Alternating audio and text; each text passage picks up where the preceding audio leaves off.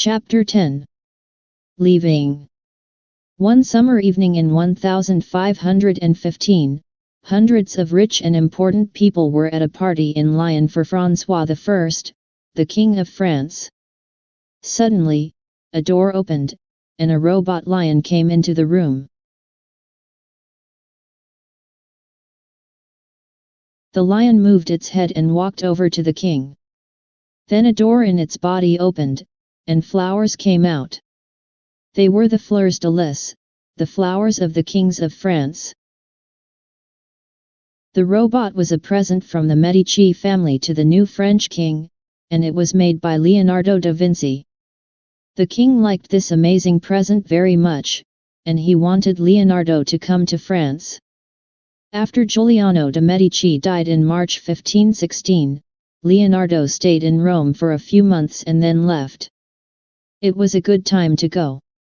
Younger painters like Raphael and Michelangelo were getting the best jobs in Rome, and the Pope's men were watching Leonardo. In the summer of 1516, Leonardo rode across the mountains to France with his friend Francesco Melzi. He probably knew that he would never see his country again. Horses and other animals carried all of his things, his paints, paper, and drawings, engineering models, books, and clothes. On the back of one animal, the Mona Lisa was carried across the mountains, through the rain and cold. The journey probably took them 3 months, and it was very difficult for Leonardo. He was old and ill, and he could not move his right hand anymore.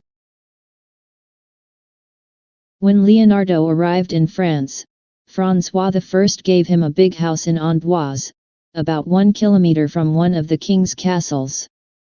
There was a secret way under the ground from the castle to Leonardo's house. People say that the king visited Leonardo at night. The great old man from Florence and the young French king became great friends, and they talked for hours. Leonardo probably did not paint in these years. He drew, wrote about engineering and science, designed buildings, and gave parties for the king.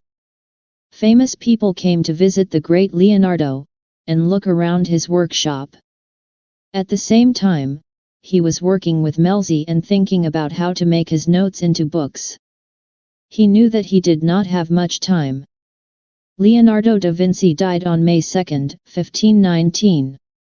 He was 67 years old. In later stories and paintings, he dies in the arms of François I, but we do not know if the king was really there at the time. Francesco Melzi was probably next to his bed, crying for his dear friend. Later, Melzi wrote a letter to Leonardo's family and told them of his death. Then he saved Leonardo's writings and kept them all his life. In later years, Melzi's family sold and gave away many pages of Leonardo's work.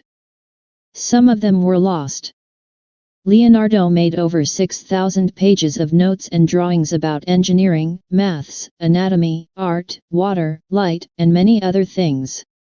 But his notes were not made into books for a long time, so people could not learn from them. It took hundreds of years for other people to discover some of the things that Leonardo wrote about.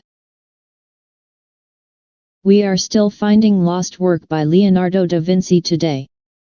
Art detectives travel around the world looking for lost Leonardos.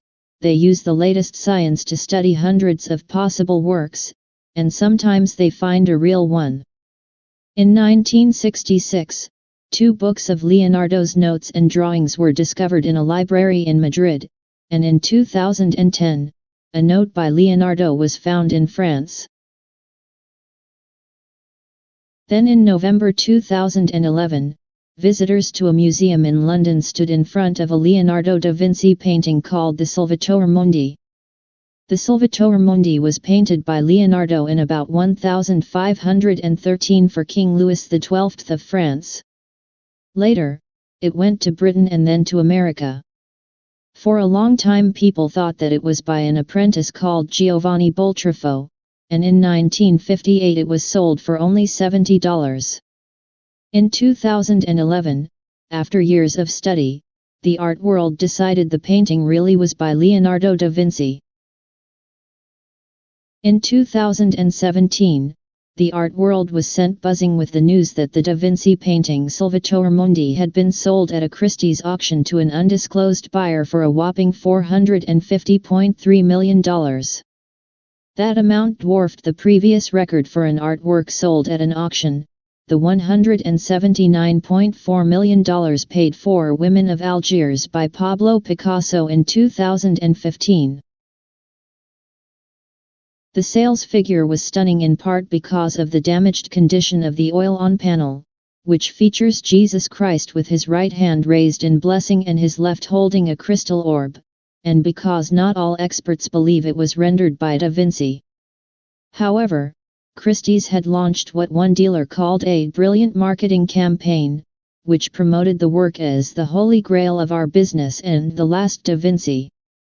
Prior to the sale, it was the only known painting by the old master still in a private collection. The Saudi embassy stated that Prince Badr bin Abdullah bin Mohammed bin Farhan Al Saud of Saudi Arabia had acted as an agent for the Ministry of Culture of Abu Dhabi, in the United Arab Emirates. Around that time, the newly opened Louvre Abu Dhabi announced that the record-breaking artwork would be exhibited in its collection. Well, that's it for today. I hope that you enjoyed the audiobook. Have a good day.